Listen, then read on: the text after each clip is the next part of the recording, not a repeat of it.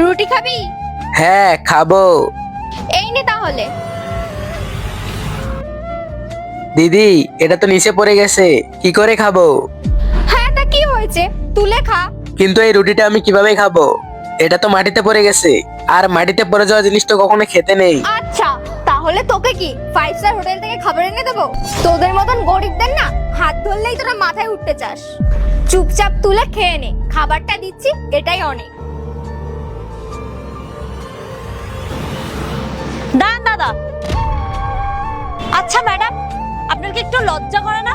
এরকম ভাবে তো কুকুরকেও মানুষ খেতে দেয় না, আর আপনি একটা মানুষকে কি করে এইভাবে খেতে দিচ্ছেন? এই দুটো ছবিকে ভালো লেগে থাকলে ভিডিওতে লাইক দিয়ে চ্যানেলটি সাবস্ক্রাইব করে দাও। আর যদি লাইক সাবস্ক্রাইব না করো তাহলে মনে করবো এই দুটো ছবিকে তুমি পছন্দই করো না। তোর যদি অত দরদ হয় না তাহলে তুই খাইয়ে দে না এই গরিবকে। কোথা থেকে সব চলে আসে, চল পালা এখান থেকে। এসব ছাড়ুন ম্যাডাম, আপনি ঝগড়া করবেন না। আর আমার মতো গরিব মানুষের জন্য আপনি কেন ঝগড়া করবেন? আরে দাদা, এটা তো নষ্ট হয়ে গেছে, নোংরা লেগে গেছে এতে। উনি তো উপর থেকে ফেলেছে ওটা, আপনি এটা কি করে খাবেন? ম্যাডাম 2 দিন ধরে কিছু খাইনি, আর এখন যা পাবো তাই দিয়ে কাজ চালিয়ে দিতে হবে।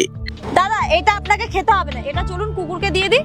আর আপনি আমার সাথে রেস্টুরেন্টে চলুন, আমি আপনাকে খাইয়ে দিচ্ছি, চলুন। আচ্ছা ঠিক আছে ম্যাডাম। এই ভিডিও নেক্সট পার্ট দেখতে চাইলে কমেন্ট করো।